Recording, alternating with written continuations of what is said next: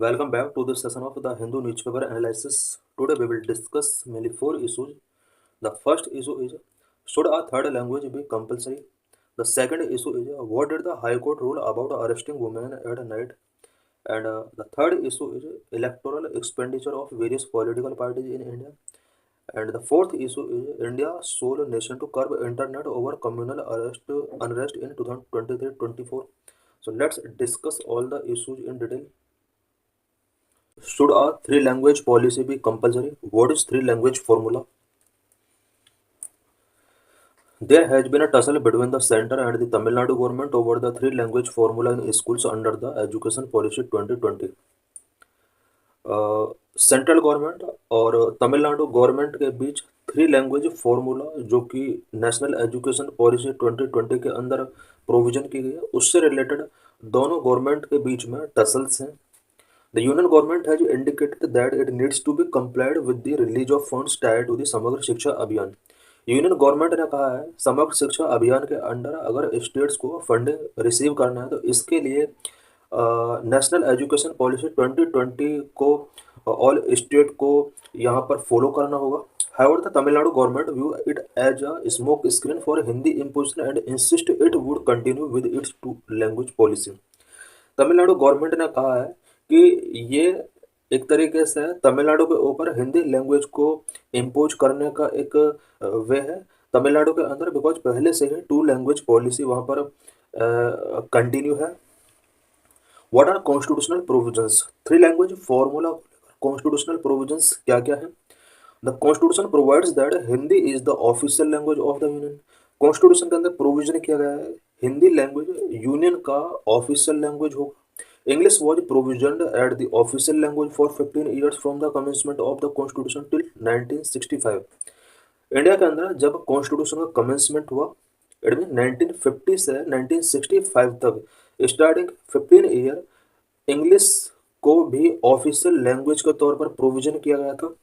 However, the official language at 1963 provides for the continued use of English in addition to Hindi for all official purpose of the union without any time limit. 1963 में official language act आता है. इस act के according English को भी हिंदी के साथ साथ यहाँ पर एज ऑफिशियल पर्पज यहाँ पर कंपलसरी कर दिया गया और इसका कोई टाइम लिमिट नहीं था आगे. जिस तरह से 1950 में कॉन्स्टिट्यूशन के अमेंडमेंट के ड्यूरिंग इंग्लिश को 15 ईयर के लिए यहाँ पर प्रोविजन किया गया था बट बाद में इसका कोई टाइम लिमिट सेट नहीं किया गया और आज भी कंटिन्यू इंग्लिश और हिंदी बहुत ऑफिशियल लैंग्वेज के रूप में यूज की जा रही हैं. The legislature of the state may adopt any one or more of the languages in use in the state or Hindi as the official language for official purpose of the that state. State के legislature आज state के अंदर हिंदी के साथ साथ other language को भी official language के तौर पर एक्सेप्ट कर सकती हैं. Further, the Constitution provides that it shall be the duty of the Union to promote the spread of the Hindi language so that it may serve as a medium of expression for all the elements of the composite culture of India. India constitution के अंदर provision किया गया है कि union government का duty होगा कि वो हिंदी लैंग्वेज को स्प्रेड करने के लिए इनिशिएटिव्स टेकिंग करे. इट मीन्स यहाँ पर हिंदी लैंग्वेज के स्प्रेड को प्रमोट करने के लिए सेंट्रल गवर्नमेंट के लिए गाइड किया गया है कॉन्स्टिट्यूशन की तरफ से. बिकॉज इंडिया के अंदर कंपोजिट कल्चर है. कंपोजिट कल्चर के एक एलिमेंट के तौर पर एक्सप्रेशन के लिए मीडियम ऑफ एक्सप्रेशन के तौर पर यहाँ पर हिंदी लैंग्वेज को यूनियन गवर्नमेंट प्रमोट कर सकती है. What is the three language policy? The three language formula was first introduced in the National Education Policy of 1968. Three language formula पहली बार 1968 में फर्स्ट नेशनल एजुकेशन पॉलिसी के ड्यूरिंग इंट्रोड्यूस किया गया था. This policy and the official language resolution 1968 mandated the teaching of Hindi as a language in non Hindi speaking state. National education policy 1968 and official language resolution 1968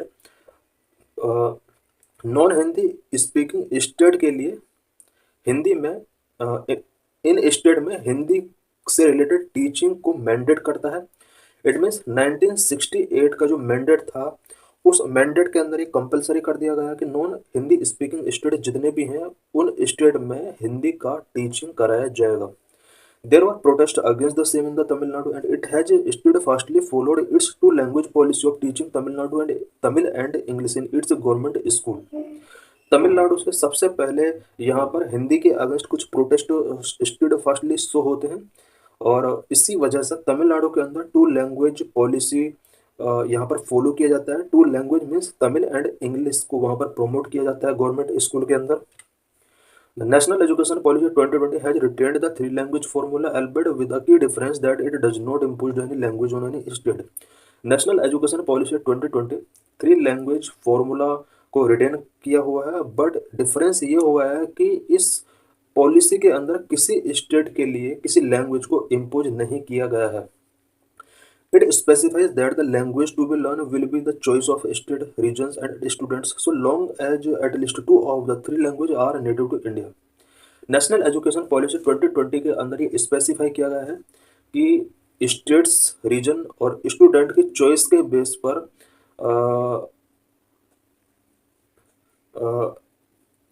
language teaching कराई जानी चाहिए और students को option दे दिया जाना चाहिए कि वो किस लैंग्वेज को चूज करना चाहते हैं। बट थ्री लैंग्वेज में से टू लैंग्वेज जो होनी चाहिए वो नेटिव टू इंडिया होनी चाहिए। It means two language India की होनी चाहिए।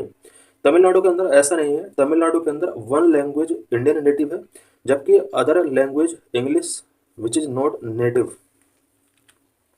इशू विद इंग्लिश लैंग्वेज के साथ क्या इशू है? इंग्लिश को इतना प्रमोट क्यों किया जा रहा है? While English is not a native language, its proficiency has helped us in becoming globally competitive in various service industries. English हमारा नेटिव लैंग्वेज नहीं है, बट इंग्लिश में प्रोफिशिएंसी हमें ग्लोबली कॉम्पिटिटिव बनने के लिए हेल्प कर सकती है in various service industries. India is a multilingual country and the objective of the learning more Indian language in school is desirable. Because India एक मल्टीलिंगुअल कंट्री है और इंडिया में मोर लैंग्वेज को लर्निंग करना एक डिजायरेबल हो सकता है। इट मीन्स ज़्यादा से ज़्यादा लैंग्वेज को पढ़ा जाना चाहिए, प्रमोट किया जाना चाहिए। Annual status of education research असर कंडक्टेड बाय एनजीओ प्रथम। एक एनजीओ प्रथम के द्वारा असर रिपोर्ट रिलीज की जाती है। असर means annual status of education research. इससे रिलेटेड हम कुछ पॉइंट्स डिस्कस करेंगे जो कि एजुकेशन सेक्टर में कुछ इशूज एंड चैलेंजेस को शो करते हैं। Poor foundational numeracy skills. इस रिपोर्ट के अंदर ये शो किया गया है कि स्टूडेंट के अंदर न्यूमेरिसी स्किल्स वेरी पुअर हैं। The report of 2022 indicate that close to 60% of students in class 5th could not read a class 2nd level text. 2022 की एक असर रिपोर्ट के अकॉर्डिंग इंडिकेट किया गया है कि क्लास 5th के अबाउट 60% स्टूडेंट ऐसे हैं जो क्लास 2nd लेवल की टेक्स्ट को रीडिंग नहीं कर सकते। The report of 2023 reveal that 25% of youth in the age group of 14 to 18 years could not read a class 2nd level text fluently in their regional language. 2023 की एक report के according 14 to 18 years के about 25% youth ऐसे हैं जो class 2nd की text को regional language में फ्लुएंटली नहीं पढ़ सकते। इट मीन्स यहाँ पर रीजनल लैंग्वेज से रिलेटेड प्रॉब्लम शो की गई है। More than 40% of this age group could not read sentence in English. 14 to 18 years के अबाउट 40% स्टूडेंट ऐसे थे जो इंग्लिश सेंटेंस को रीड नहीं कर सकते थे। The learning outcomes in foundational numeracy skill like subtraction and division is equally poor. Subtraction and division से रिलेटेड बच्चों की बहुत सारी प्रॉब्लम है। Next, lack of expenditure on education. इस रिपोर्ट में ये भी शो किया गया है कि एजुकेशन पर एक्सपेंडिचर का लैक है। In 2022 out of the total revenue expenditure on elementary education estimated at ₹3.03 lakh crore, 15% is spend by centre while 85% is spend by the state. 2019-20 का यहाँ पर बजट से रिलेटेड डाटा गिवन किया गया है। 2022 में ये एक रिपोर्ट पब्लिश किया गया जिसमें एलिमेंट्री एजुकेशन पर होने वाले एक्सपेंडिचर से रिलेटेड डाटा है। 2019-20 के लिए एलिमेंट्री एजुकेशन के लिए एस्टिमेटेड जो एक्सपेंडिचर किया गया वो 3.03 लाख करोड़ का किया गया, जिसमें से 15% सेंट्रल गवर्नमेंट स्पेंड करती है एंड 85% स्टेट गवर्नमेंट स्पेंड करती है। Total expenditure on elementary, secondary, higher and technical education by the central and state combined hovers around 4 to 4.5% of GDP as against the target of 6% set out in the National Education Policy 2020। National education policy 2020 में ये provision किया गया कि GDP का about 6% तक का expenditure education पर किया जाएगा, जबकि ये करंट में 4 to 4.5% का एक्सपेंडिचर किया जा रहा है। Thus the expenditure on education yet to reach the desired level। अभी जो एजुकेशन पर एक्सपेंडिचर किए जा रहे हैं वो डिजायर्ड लेवल तक अभी रीच नहीं हुआ है। Conclusion, there must be constructive dialogue between the centre and the Tamil Nadu government to ensure that funding is not delayed. Funding को इंश्योर करने के लिए state government and central government के बीच कंस्ट्रक्टिव डायलॉग होना बहुत नेसेसरी है। Considering the share of expenditure borne by the state as well as regional diversity, there also needs to be a productive discussion on providing more autonomy to the states in policy matter relating to school education। School education से related policy matters पर decision लेने का right states को दिया जाना चाहिए और discussions जो भी होने चाहिए वो प्रोडक्टिव डिस्कशंस होने चाहिए। Why cannot police arrest women at night? What is issue? Is the provision which restricted the arrest of women after sunset and before sunrise absolute?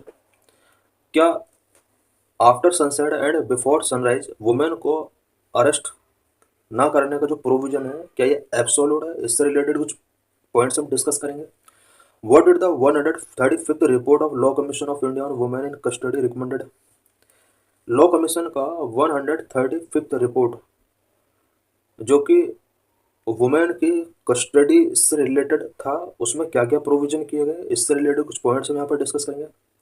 Madras high court ruled that the legal provision in the भारतीय नागरिक सुरक्षा संहिता 2023 which restricted the arrest of a woman after sunset and before sunrise is directory and not mandatory। Madras high court ने recently एक rule given किया है। Specially इस court ने कहा है कि भारतीय नागरिक सुरक्षा संहिता 2023 के अंदर जो वुमेन के अरेस्ट को रेस्ट्रिक्ट किया गया है specially after sunset and before sunrise, ये ओनली डायरेक्टरी है नॉट मैंडेटरी इसने कहा है। इट मीन्स ये मैंडेटरी नहीं है। In a case, a woman was arrested at 8 p.m. A single judge of High Court held that the arrest was in breach of Section 46 of the CRPC। एक women को 8 PM arrest किया जाता है। इससे related एक case high court के अंदर file किया गया। हाई कोर्ट के अंदर जज ने कहा कि arrest was in breach of section 46 of CRPC। ये जो 8 बजे अरेस्ट किया जाता है वुमेन को, ये अरेस्टिंग CRPC के सेक्शन 46 के अगेंस्ट है। However, a two-judge bench of High Court in an appeal held that section 46(4) of the CRPC was directory and not mandatory। Two जज बेंच ऑफ हाई कोर्ट ने कहा है कि एक अदर अपील में ये जजमेंट दिया गया था सेक्शन 46 ऑफ CRPC ये डायरेक्टरी था एंड नॉट मैंडेटरी, ये मैंडेटरी नहीं है। इट मीन्स यहाँ पर जिस तरह से नाइट टाइम में वुमेन को अरेस्ट करने के लिए जो रेस्ट्रिक्शंस किए गए हैं वो मैंडेटरी नहीं है, ओनली डायरेक्टरी है। यानी अदर सर्कमस्टेंसेस में वुमेन को नाइट में अरेस्ट किया जा सकता है। What are the safeguards? Two safeguards are provided under section 43(5) of BNSS which correspond to section 46 of CRPC for the arrest of a woman by the police। Section 43 of भारतीय नागरिक सुरक्षा संहिता के अंदर जो कि पहले 46 हुआ करता था CRPC के अंदर, इसके अंदर वुमेन को टू सेफगार्ड प्रोवाइडेड किए गए हैं। First, no arrest of a women shall be made after sunset and before sunrise except in exceptional circumstances. BNS के अंदर प्रोविजन किया गया है कि after sunset and before sunrise किसी भी वुमेन को अरेस्ट नहीं किया जाएगा except in exceptional circumstances. It means कुछ एक्सेप्शनल सर्कमस्टेंसेस में अरेस्ट किया जा सकता है वुमेन को during the night time. Second, even in exceptional circumstances, the prior permission of the judicial magistrate must be sought by women police officer by making a written report। Exceptional circumstance में अगर किसी women को arrest किया जाना है तो उसके लिए वुमेन पुलिस ऑफिसर को जुडिशियल मजिस्ट्रेट से परमिशन टेकिंग करना होगा और एक रिटर्न रिपोर्ट मेकिंग करना होगा। Section 46 of the CrPC is a beneficial provision incorporate to ensure the safety of women. Women की सेफ्टी को इंश्योर करने के लिए सीआरपीसी के अंदर सेक्शन 46 फोर इनकॉर्पोरेट किया गया। However the provision does not explain what would constitute an exceptional situation. लेकिन इस प्रोविजन के अंदर ये एक्सप्लेन नहीं किया गया है कि एक्सेप्शनल सिचुएशन के अंदर क्या क्या कॉन्स्टिट्यूट होगा। What as the supreme court said. Supreme court ने इससे रिलेटेड मैटर पर प्रीवियस जजमेंट क्या गिवन की है। In a case, Bombay High Court directed the state to issue directions to all police officials that no female person shall be detained without the presence of a lady constable and in no case after sunset and before sunrise. Bombay high court ने state government को direction state Bombay high court ने state में police officials के लिए एक directions given किया गया।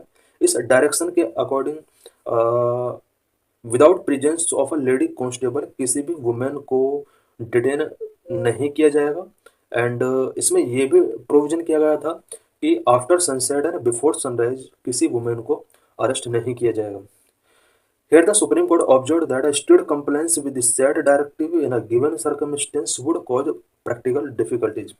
Supreme court ने ऑब्जर्व किया कि अगर इन डायरेक्शंस का स्ट्रिक्टली कंप्लायंस किया जाए इसकी वजह से वेरियस प्रैक्टिकल डिफिकल्टीज फेस हो सकती है। इट मीन सुप्रीम कोर्ट का डायरेक्टली ये मानना नहीं है कि इस प्रोविजन को फुल्ली तरीके से कंप्लायंस किया जाए, क्योंकि सुप्रीम कोर्ट का मानना है कि प्रैक्टिकल डिफिकल्टीज बहुत सारी आ सकती हैं। What is election expenditure of various political parties in 2023-24?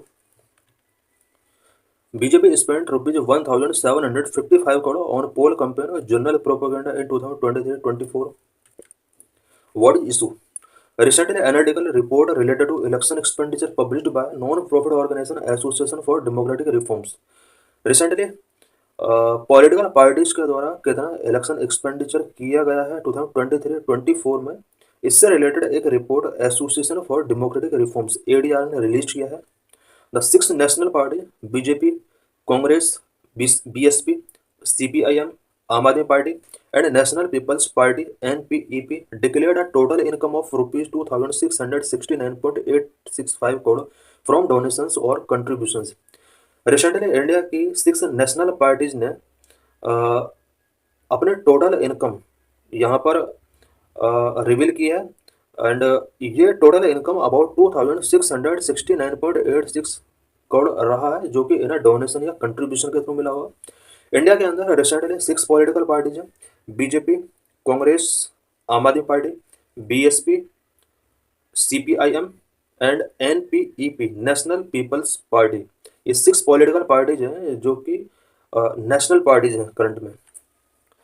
ADR analyzed the total income and expenditure of all 6 national parties declared by them in their annual audit report submitted to the Election Commission.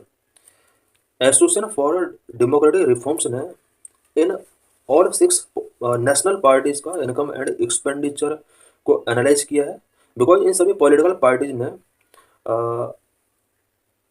Election commission के लिए अपना annual audit report submit किया था। उससे ये data ADR के द्वारा taking किया गया और उसको एनालाइज किया गया है। The BJP reported the most income for financial year 2024 for more than the combined earning of the other 5 national parties. ADR report की रिपोर्ट के अकॉर्डिंग बीजेपी को सबसे ज़्यादा यहाँ पर इनकम हुआ है फाइनेंशियल ईयर 24 में, और ये जो इनकम है ये अदर 5 पॉलिटिकल पार्टीज के एक्यूमुलेशन से भी कहीं ज़्यादा है। बीजेपी का हम देख सकते हैं कि 4340.4 करोड़ रुपीज़ का इसको इनकम हुआ है। सेकंड नंबर पर कांग्रेस जिसको 1225 करोड़ रुपीज़ का इनकम हुआ है। थर्ड नंबर पर सीपीआई 167 करोड़ का यहाँ पर इसको इनकम हुआ है। बीएसपी 64 करोड़ का इनकम हुआ है। आम आदमी पार्टी 22 करोड़ रुपीज़ का इसको डोनेशन या फिर अदर टाइप का हेल्प मिला है। एनपीईपी जिसको 0.224 करोड़ रुपीज़ का डोनेशन यहाँ पर रिसीव हुआ है। की points of the ADR report. The BJP spent ₹1,755 crore on election or general propaganda in 2023-24, the lion's share of its expenditure that year. 2023-24 में बीजेपी ने ₹1755 करोड़ का एक्सपेंड इलेक्शन और जनरल प्रोपोगेंडा के लिए किया है, जो कि ओवरऑल एक्सपेंडिचर का एक लाइन शेयर है। ओवरऑल इनकम की अगर बात की जाए तो इस टाइम के ड्यूरिंग इसको 4340 करोड़ रुपीज का डोनेशन रिसीव हुआ, जिसमें से 1755 करोड़ रुपीज इलेक्शन और जनरल प्रोपोगेंडा के लिए इसने स्पेंड किए हैं। BJP spend ₹349.71 crore towards administrative cost. Administrative cost की अगर बात की जाए तो इसने 349 करोड़ रुपीज का स्पेंड किया है। Congress spend 619.672 crore on election related expense. Congress को ओवरऑल जो इनकम हुआ है 1225 करोड़ रुपीज का इनकम हुआ है, जबकि इसने 619 करोड़ रुपीज का इलेक्शन रिलेटेड एक्सपेंस किया है।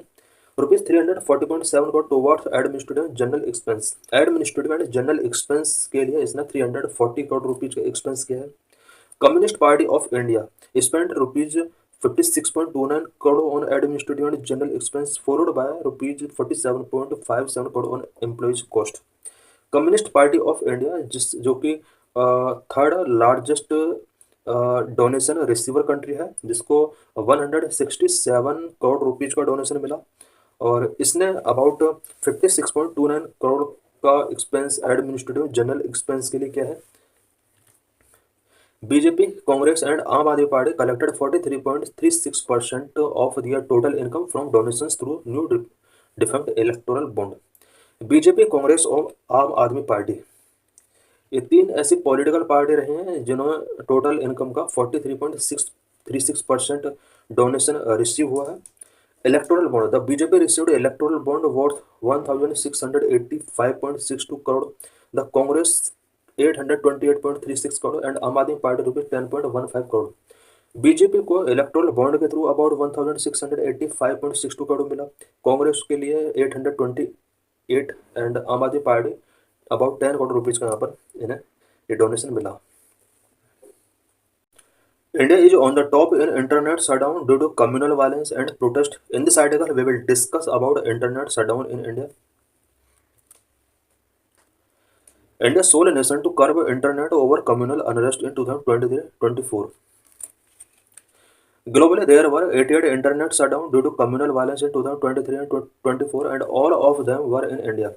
2023-24 में ग्लोबली कम्युनल वायलेंस की वजह से इंटरनेट शटडाउन टोटल इंडिया के अंदर हुए, जो कि 88 इंटरनेट शटडाउन रहे। In fact, nearly 95% of all internet shutdown ordered by state due to communal violence since 2018 have occurred in India. See a report by Access Now, a digital advocacy group. एक digital advocacy group access now की एक report के according 2018 से अब तक जितने भी पूरे वर्ल्ड के अंदर कम्युनल इंटरनेट शटडाउन हुए due to communal violence, 95% shutdown India के अंदर हुए, जबकि 2023-24 की अगर बात की जाए कम्युनल वायलेंस की वजह से इंटरनेट शटडाउन 100% इंडिया के अंदर हुए। इट मीन्स पूरे वर्ल्ड में इन 2 ईयर्स में कहीं भी इंटरनेट शटडाउन कम्युनल वायलेंस की वजह से नहीं हुआ, जबकि इंडिया में 88 कम्युनल वायलेंस की वजह से शटडाउन यहाँ पर इंटरनेट का हुआ।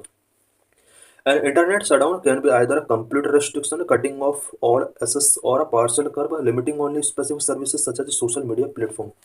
इंटरनेट शटडाउन आइदर और कंप्लीट रेस्ट्रिक्शंस हो सकते हैं, कटिंग ऑफ ऑल एक्सेस हो सकता है, पार्शियल कर्ब हो सकते हैं, limiting only specific services such as social media and platform. These shutdowns may be imposed at a varying level, affecting an entire state or targeting specific districts within a region. Chart 1. The number of internet shutdown in India due to communal violence and India's share in global shutdown for the same region. 2018 में communal violence की वजह say about 37 internet shutdown हुआ। 2019 में communal violence की वजह say about 13 shutdown हुआ। वहीं 2020 में 4, 2021 7, 2022 12, 2023 65 एंड 2024 23 यहाँ पर कम्युनल वायलेंस की वजह से इंटरनेट शटडाउन हुआ। बट 2023 में ओवरऑल जो कम्युनल वायलेंस की वजह से जो शटडाउन किया गया इंटरनेट को 65 टाइम्स किया गया। ये बहुत बड़ा रिकॉर्ड है अभी तक का कम्युनल वायलेंस की वजह से इंटरनेट शटडाउन करने का, जबकि 2024 में ओनली 23 बार कम्युनल वायलेंस की वजह से इंटरनेट शटडाउन हुआ। बात अगर ग्लोबली शटडाउन के साथ इंडिया के शेयर का कंपेयर किया जाए, 2018 में 93% शेयर इंडिया का था। 2020 में ये 40% तक रिड्यूस हुआ। वहीं 2021 में 80% इंटरनेट शटडाउन इंडिया के अंदर हुए। एंड 2024-23 में 100% कम्युनल वायलेंस की वजह से इंटरनेट शटडाउन इंडिया के अंदर हुए। इट मीन्स इन 2 ईयर्स में वर्ल्ड के अदर प्लेसेस में कम्युनल वायलेंस की वजह से इंटरनेट शटडाउन नहीं हुआ, ओनली इंडिया के अंदर हुआ 100%। In 2023 and 2024, most of these shutdowns occurred in Manipur, 54 instances, followed by Bihar 9 and Haryana 7।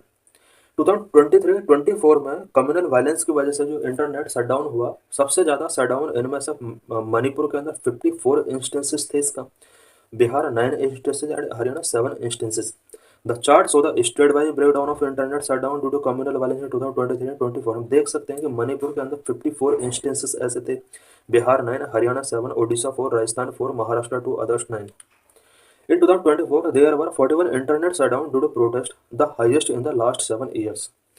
Protest की वजह से अगर इंटरनेट शटडाउन की बात की जाए तो 2024 में 41 इंटरनेट शटडाउन इस तरह के किए गए, जो कि लास्ट 7 ईयर्स में सबसे ज़्यादा रहे हैं।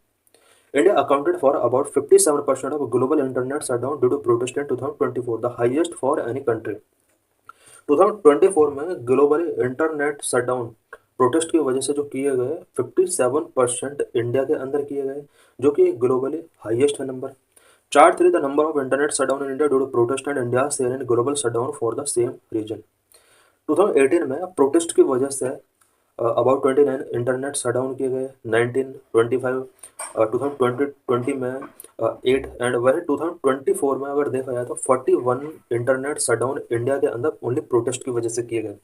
बात अगर ग्लोबल शेयर की जाए तो यहाँ पर ग्लोबल शेयर भी हम देख सकते हैं हाईएस्ट रहा है। इट मीन्स हम देख सकते हैं यहाँ पर कि कम्युनल वायलेंस की वजह से एंड प्रोटेस्ट की वजह से वर्ल्ड के अंदर सबसे ज़्यादा इंटरनेट शटडाउन इंडिया के अंदर ही किए जा रहे हैं। Manipur was first among the states where a shutdown was imposed in 2024 due to protest, followed by Haryana and Punjab। Manipur के अंदर सबसे ज़्यादा बार 54 टाइम्स यहाँ पर इंटरनेट शटडाउन किए गए प्रोटेस्ट की वजह से, और पहला स्टेट बना 2024 का जहाँ पर प्रोटेस्ट की वजह से इंटरनेट शटडाउन किया गया। Jammu and Kashmir had 3 instances of internet shutdown due to protest in 2024। Rajasthan and Maharashtra experienced 2 each। Chart 4 the chart show the state wise breakdown of internet shutdown due to protest in 2024 में हम देख सकते हैं कि प्रोटेस्ट की वजह से कितना टाइम यहाँ पर इंटरनेट शटडाउन किया। मणिपुर के अंदर 14 टाइम इंटरनेट शटडाउन किया गया, जबकि कम्युनल वायलेंस की वजह से मणिपुर के अंदर 54 टाइम इंटरनेट शटडाउन किया गया। वहीं प्रोटेस्ट की वजह से 14 time, Haryana 10, Punjab 6, Jammu and Kashmir 3 time, Rajasthan, Maharashtra. Chart 5 show the share of internet shutdown India by reason since 2016। 2016 से अब तक इंडिया के अंदर इंटरनेट शटडाउन के रीजन वाइज यहाँ पर शेयर गिवन किया गया। In 2024 over 50% of shutdown were due to protest. 2024 में 50% शटडाउन जो किए गए वो प्रोटेस्ट की वजह से किए गए, जबकि 2023 में जो शटडाउन किए गए थे वो कम्युनल वायलेंस की वजह से किए गए थे।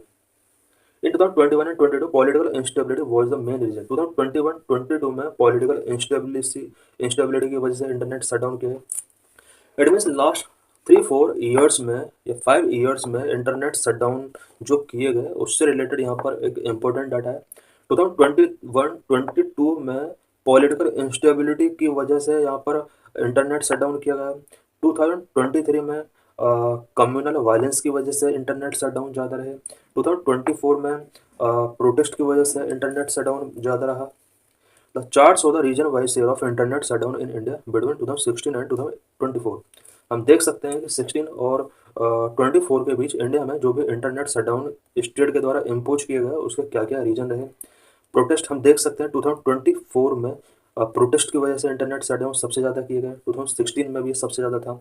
कम्युनल वायलेंस 2023 में सबसे ज़्यादा रहा। अननोन एग्जाम चीटिंग की वजह से कितना शटडाउन किया गया एंड परसेंटेज दिया हुआ है।